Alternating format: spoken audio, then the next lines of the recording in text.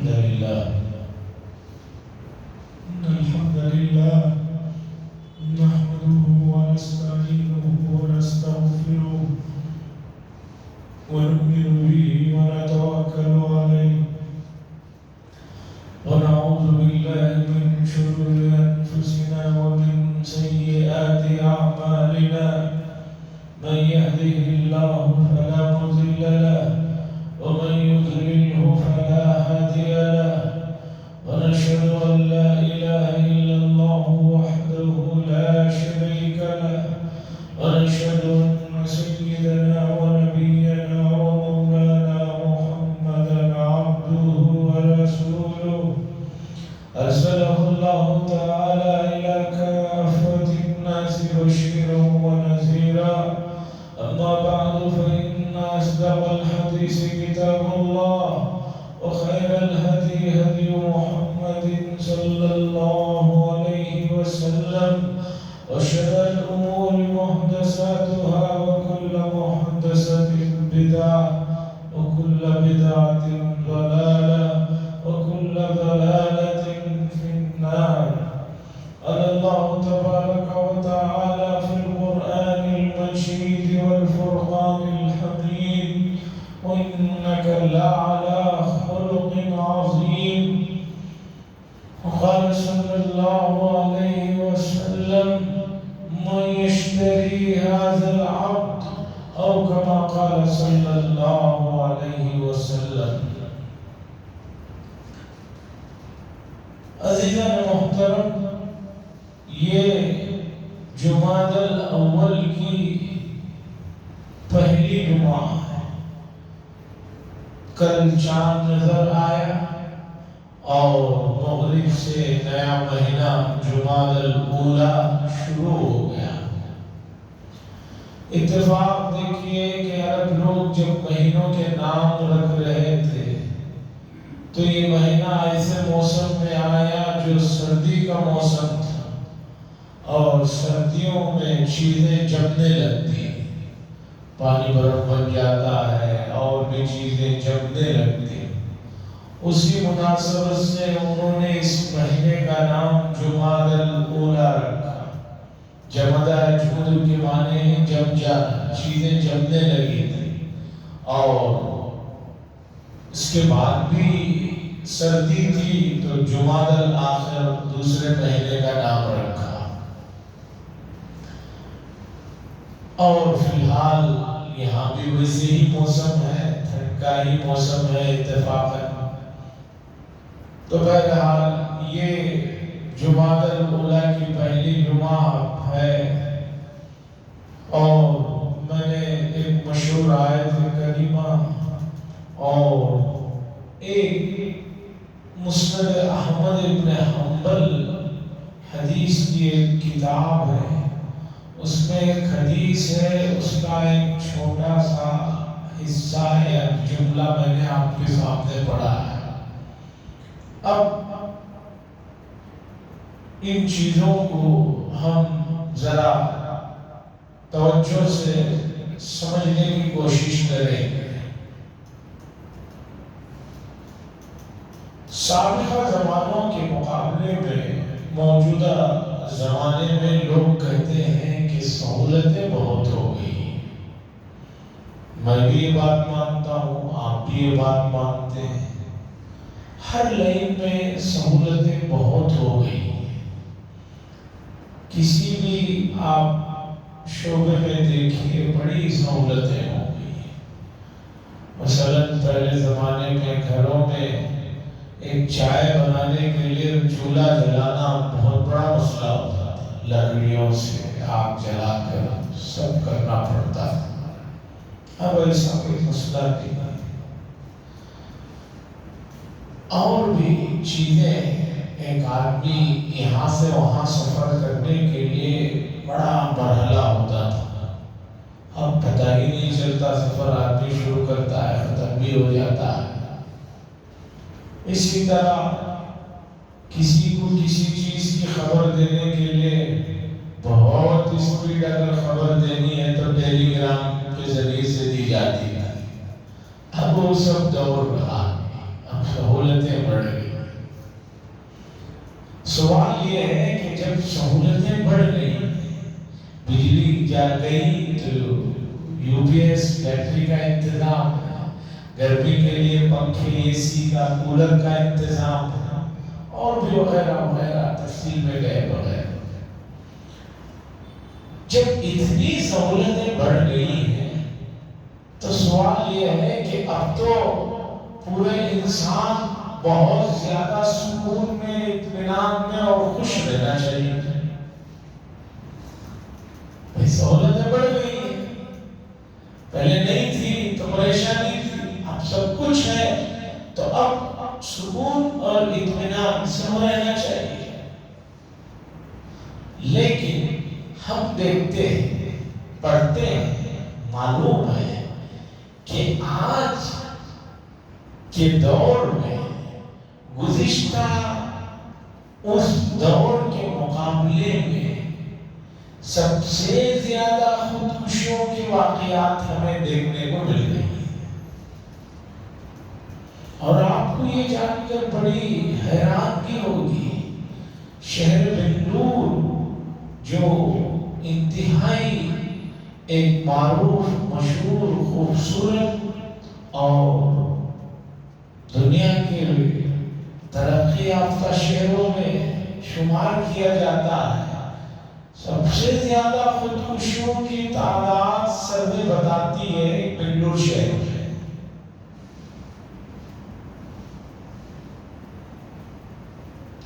اور اس سے حیرت کی بات، خودکشیوں کی جو تعداد آ رہی ہے اس میں 90 سے اوپر % ایسے لوگ خودکشیاں کر رہے ہیں جو بڑے بڑے ڈگری ہولڈر ہیں، بڑے بڑے کمپنیوں میں بڑے بڑے پوسٹوں پر ہیں.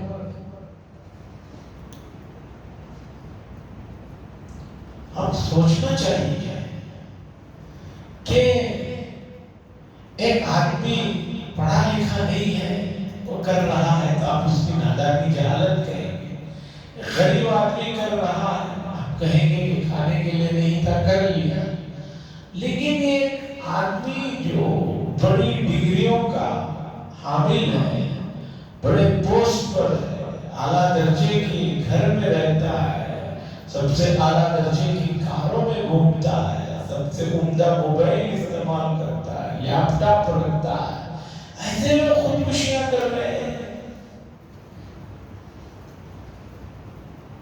تو پھر اس ترقی کا، ان سہولیات کا کیا فائدہ ہوگا؟ تو پتا چلا کہ ہمیں اپنی سوچ کے زاویے کو یا سوچ کا جو ویژن ہے اسے بدلنا پڑے گا. آپ کا جو ویژن ہے سوچ کا، وہ یہ ہے کہ ظاہری چیزوں کے آنے سے آپ خوش ہو جائیں گے، آپ بہت بہتر آپ کو محسوس کریں گے. آ گئی چیزیں لیکن آپ خوش نہیں ہیں، تو پتا چلا کہ ان چیزوں سے یا ان سہولیات سے خوشی نہیں ملی. آپ کا جو ویژن ہے سوچنے کا، وہ ویژن صحیح نہیں ہے. یہ تو ایسی بات ہے، دو بھی دو چار سب کو ماننا پڑے گا. یہ کوئی ایسی بات نہیں ہے، کسی مذہبی بات نہیں ہے، یہ بالکل نارمل بات ہے. اسے آپ کو سمجھنے کی ضرورت ہے. دوسرا مسئلہ سمجھیے، یہ احساس کمتری، احساس کمتری کا جو مسئلہ ہے یہ دن بدن بڑھتا جا رہا ہے. اور ایک اور مسئلہ بھی وہ یہ ہے کہ آدمی پوری زندگی دوسروں کی نظر میں اپنے آپ کو بہتر اور اعلیٰ بنانے کی فکر میں اپنی زندگی کے سکون اور اطمینان کو تباہ کر رہا ہے. مجھے یہ بتائیے، پورے لوگ اگر کسی آدمی کو اچھا سمجھنے لگے تو کیا کسی آدمی کا پیٹ بھر جائے گا؟ اور پورے لوگ ایک آدمی کو برا سمجھنے لگے تو کیا اس کا پیٹ خالی ہو جائے گا؟ یہ جو سوچ بیٹھی ہوئی ہے، اس سوچ نے بڑا پریشان کر رکھا ہے۔ پھر میں نے اس مسئلے کو قرآن و حدیث سے سمجھنے کے لیے کوشش کی، اور اللہ کا فضل ہوا، اللہ کی طرف سے مجھے پتا چلا کہ بھئی ہمارے لیے تو سب سے بہترین نمونہ اور آئیڈیل رسول اللہ صلی اللہ علیہ وسلم کی ذات ہے۔ ہم ذرا رسول اللہ صلی اللہ علیہ وسلم کی زندگی کو اس ویژن پہ دیکھیں گے۔ ایک سب سے بڑا مسئلہ یہ ہے کہ آپ رسول اللہ صلی اللہ علیہ وسلم کو بحیثیت رسول کے طرف مطالعہ کرتے ہیں، اور کئی لوگ کہتے ہیں کہ بھی وہ تو رسول اللہ صلی اللہ علیہ وسلم ہے، ان کی بات کیا کرنا، یہ کہہ کر آپ یہ کہہ دیتے ہیں کہ بھئی ان کے لیے ان کی زندگی میرے لیے کوئی نمونہ نہیں ہے۔ آپ رسول اللہ صلی اللہ علیہ وسلم کو رسول اور نبی تو ہیں، اس میں کیا شک ہے، بحیثیت ایک انسان ہونے کے آپ ان کا مطالعہ کیجئے۔ رسول اللہ صلی اللہ علیہ وسلم آسمان سے فرشتے تو نہیں تھے، اسی مکے کی گلیوں میں جہاں اور لوگ رہتے تھے وہیں پیدا ہوئے، وہیں پلے بڑے، جوان ہوئے، پھر آپ پر نبوت آئی، 40 سال کی عمر میں آپ پر نبی بنائے گئے۔ رسول اللہ صلی اللہ علیہ وسلم کی یہ جو شروع کے 40 سال کی زندگی ہے، بحیثیت انسان کے آپ مطالعہ کیجئے۔ پھر نبوت کے بعد کی جو زندگی ہے، 23 سال زندگی، اسے آپ نبی اور رسول کہتے ہیں کہ وہ تو نبی تھے، رسول تھے، ہم کہاں ان کی جو ہے اتباع کر سکتے ہیں، یہ کہہ کر آپ اپنے آپ کو جو ہے پیچھے کر لیتے ہیں۔ نہیں، آپ نبی اور رسول کے بجائے ایک بحیثیت انسان کے تھوڑی دیر کے لیے آپ کو مطالعہ کریں گے تو آپ کے اندر بھی وہ چیزیں جو آپ جس میں اس وقت پریشان ہیں اس کا حل آپ کو نہیں ہوگا۔ رسول اللہ صلی اللہ علیہ وسلم کے اخلاق کی گواہی قرآن میں دی، اور ایک نہیں کئی جگہ پر دی۔ اللہ فرماتے ہیں وَإِنَّكَ لَعَلَىٰ خُلُقٍ عَظِيمٍ، اور آپ بے شک بہت اعلیٰ اخلاق پر، خلق عظیم کے منصب پر ہیں۔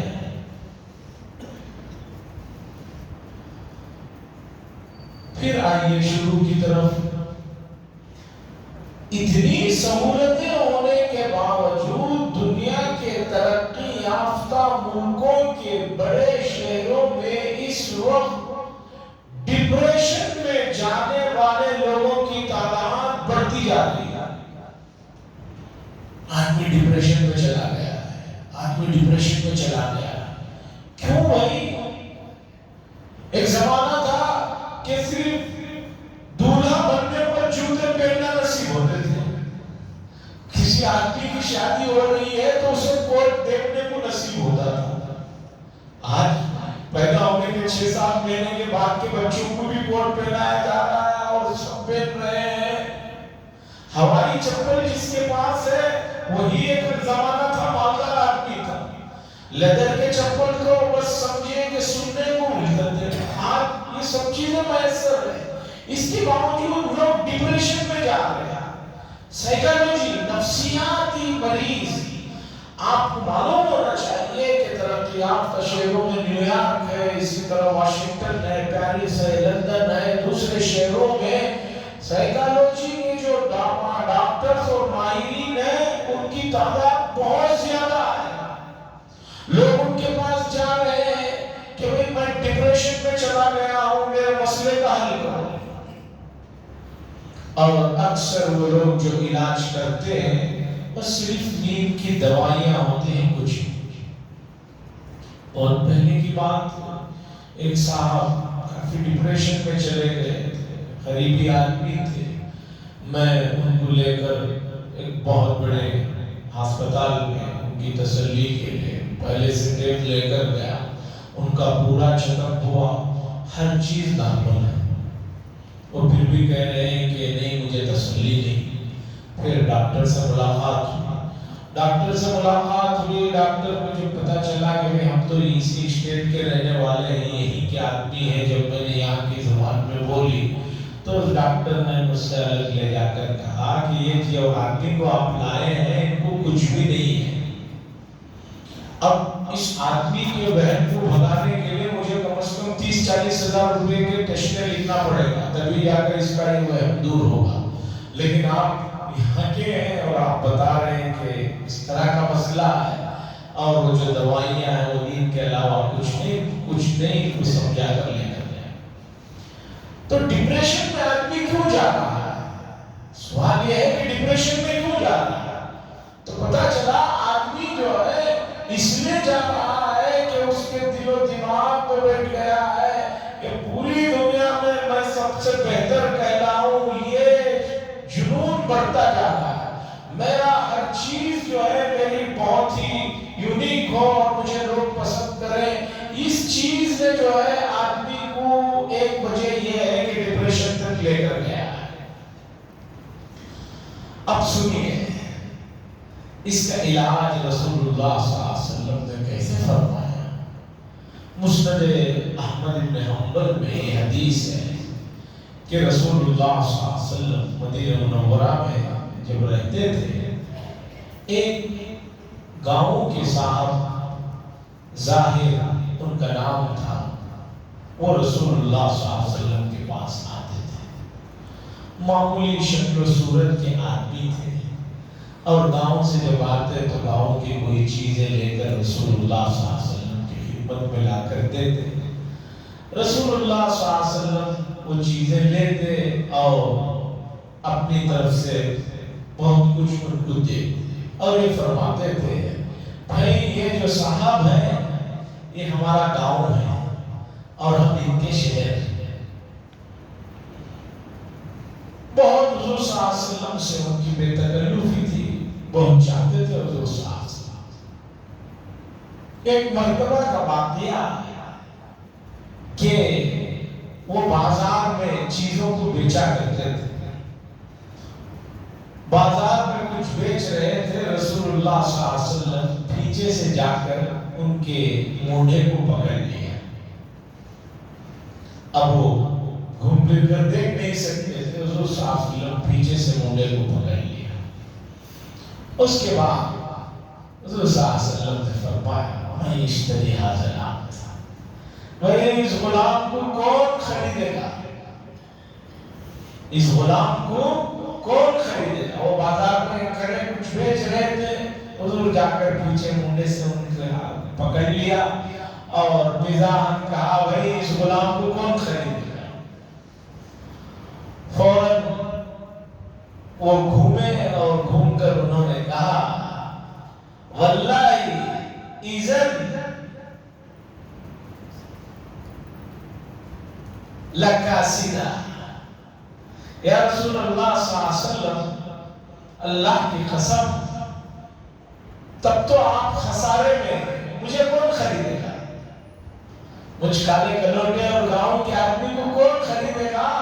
یا رسول اللہ صلی اللہ علیہ وسلم آپ بڑے نقصان کا گھاٹے کا سودا کر رہے ہیں، میری کوئی حیثیت نہیں ہے، میرا کوئی مقام نہیں ہے، تو آپ اگر مجھے بیچیں گے تو یہ بہت ہی گھاٹے کا نقصان کا سودا ہوگا۔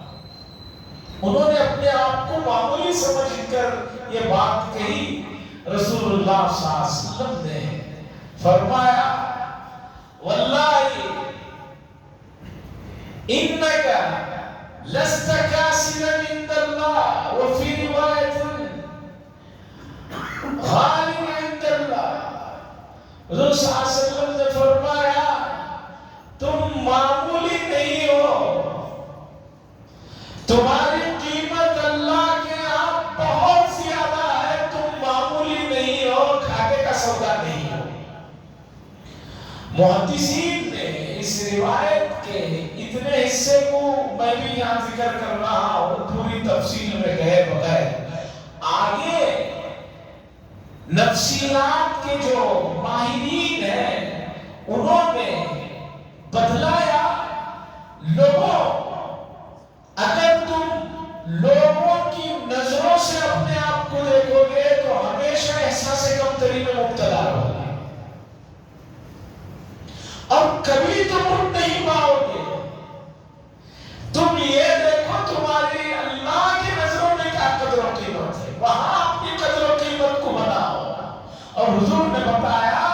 کہ بھائی تمہاری قدر و قیمت شاید لوگوں میں نہ ہو، لیکن اللہ کے نزدیک تم بڑے مہنگے ہو، تمہارا بڑا مقام ہے، تم جس راستے سے مسجد جاتے ہو آتے ہو وہ راستہ قیامت کے دن گواہیاں دے گا، جس جگہ تم سجدے کرتے ہو تمہارے جانے کے بعد وہ جگہ روئیں گی، وہ جگہ اللہ کی یہاں گواہیاں دیں گی۔ اس حدیث میں رسول اللہ صلی اللہ علیہ وسلم نے امت کو بڑی اہم تعلیم دی کہ بھائی آپ کو اپنا مقام، اپنا مرتبہ، اپنی حیثیت بنانی ہے تو اللہ کی نظروں میں بناؤ۔ اگر تم اللہ کی نظروں میں اپنا مقام بنا لیتے ہو تو اب تمہیں کسی چیز کی پرواہ کی ضرورت نہیں ہے۔ آج انسان اپنا مقام، اپنی حیثیت، اپنی تعریف، اپنی بڑائی کے لیے بڑی دوڑ دھوپ کر رہا ہے، اور یقین مانیے کہ زندہ آدمی کو بہت کم اس کا موقع ملتا ہے کہ اس کی کوئی تعریف کرے۔ یہ دنیا ہی مردہ پرست ہے۔ ایک آدمی آپ کے یہاں رہتا ہے، بڑا قریبی رہتا ہے، کوئی آپ کو اس کی پرواہ نہیں، وہ مر جاتا ہے تو آپ کہتے ہیں بڑے اچھے آدمی تھے، بڑے نیک تھے، یہ تھے وہ تھے۔ تو ہمارا جو یہ ملک ہے، ہمارے ملک کی جو یہ مٹی ہے، یہ مردہ پرست مٹی ہے، زندے پہ تو مانے میں نہیں ہے۔ اور آدمی جن کے لیے اپنی جان دے رہا ہے ان کی نظروں میں اس کی کوئی وقت نہیں، تو یہ کتنے دکھ اور افسوس کی بات ہے۔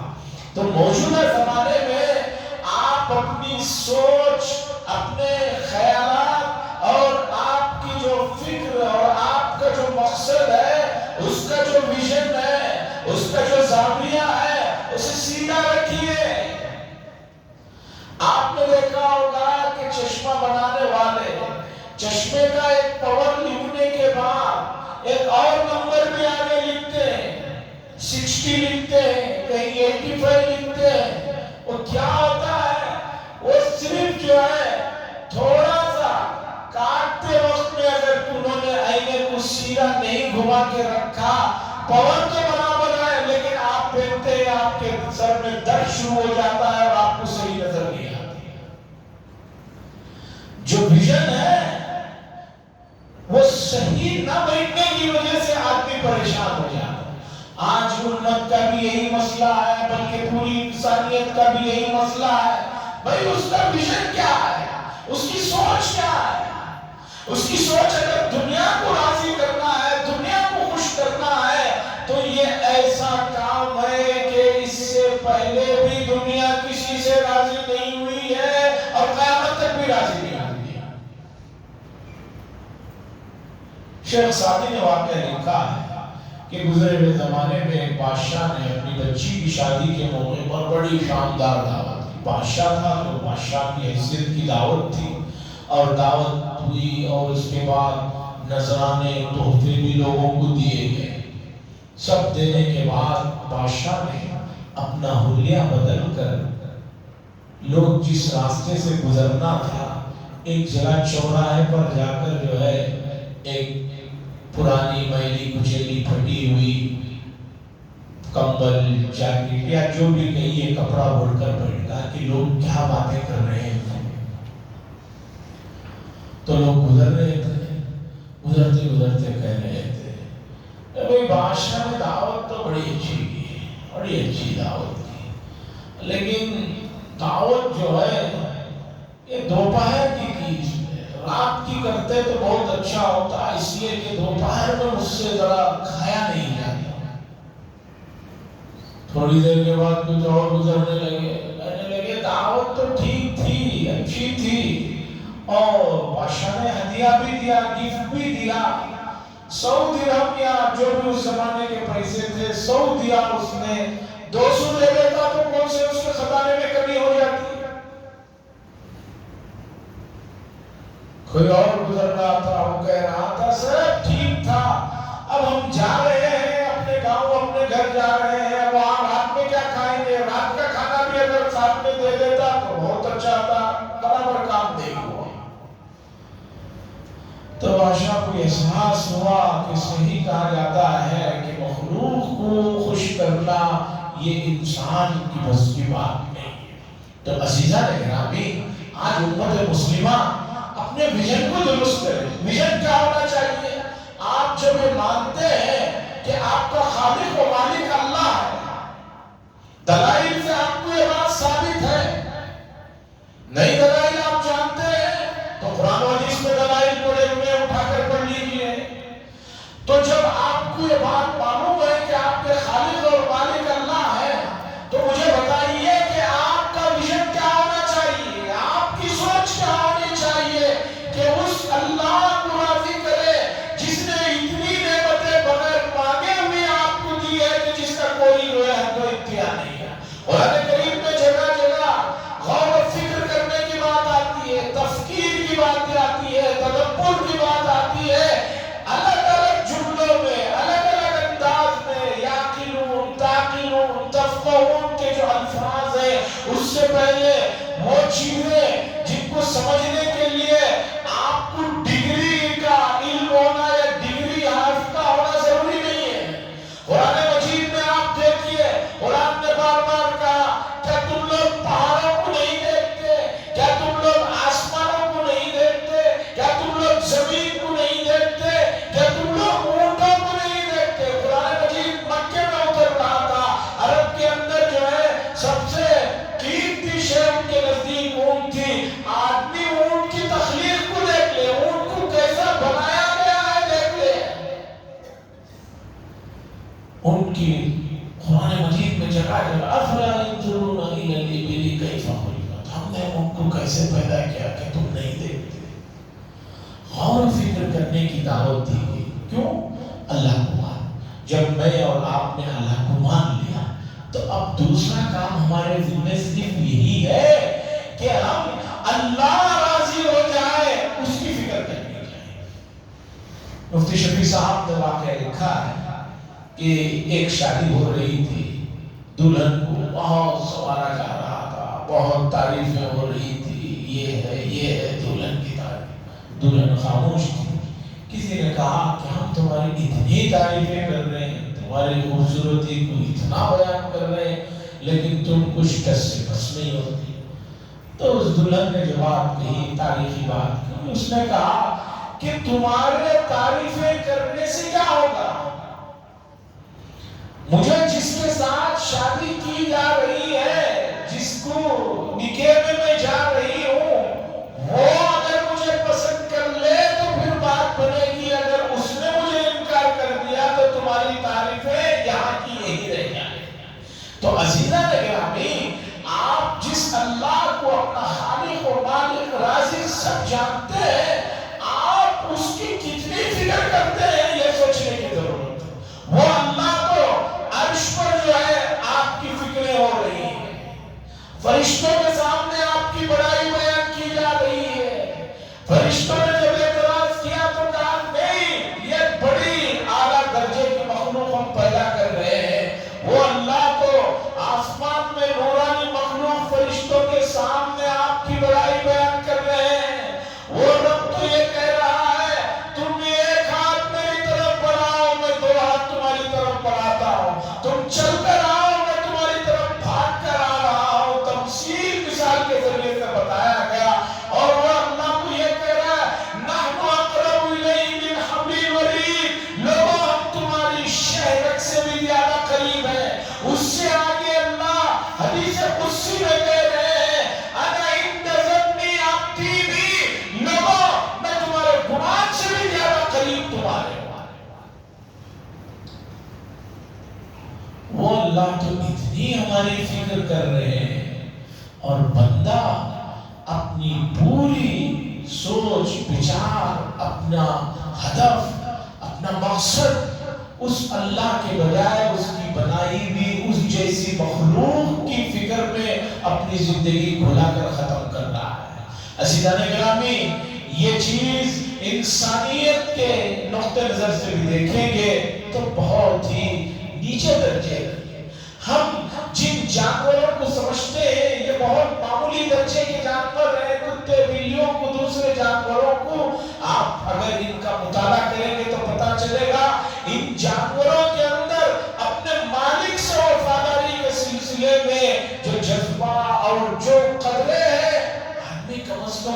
کی قدر یا ان جانوروں سے ہی سیکھ کر جو ہے اس سے آگے بڑھنے کی سوچے۔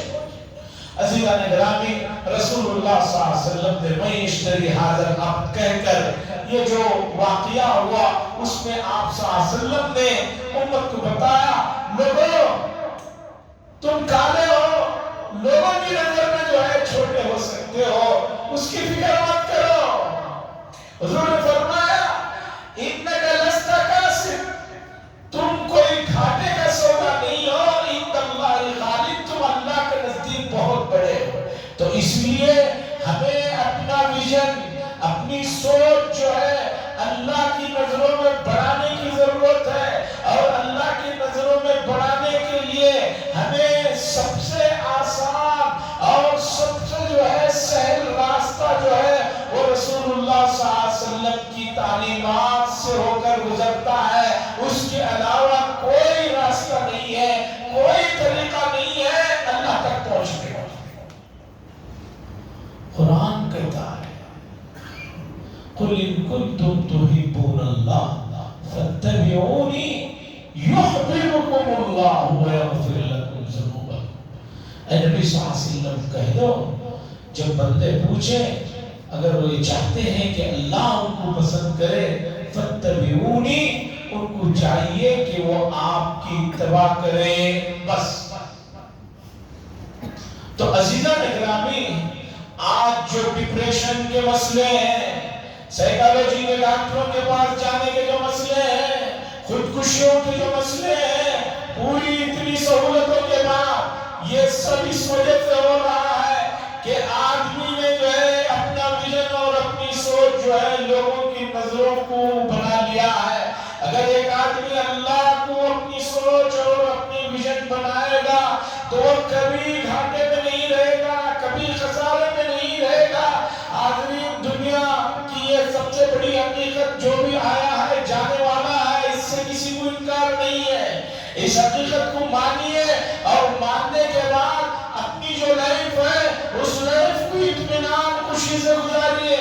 آنے والے کل کی جو ہے سوچ و بچار میں آج کی زندگی کو برباد کرنا یہ کوئی جو ہے مہذب طریقہ نہیں ہے۔ تو رسول اللہ صلی اللہ علیہ وسلم کی تعلیمات نے بتایا کہ آدمی کو احساس کمتری میں نہیں ہونا چاہیے، اسے سوچنا چاہیے کہ میرے رب کے نزدیک میرا مقام بن رہا ہے، اس امید سے رہے گا تو کام بنے گا۔ یہ مسئلہ اور وضاحت کا ہے، انشاءاللہ اگلی مجلس میں رکھیں گے۔ وآخر دعوانا الحمدللہ رب العالمین۔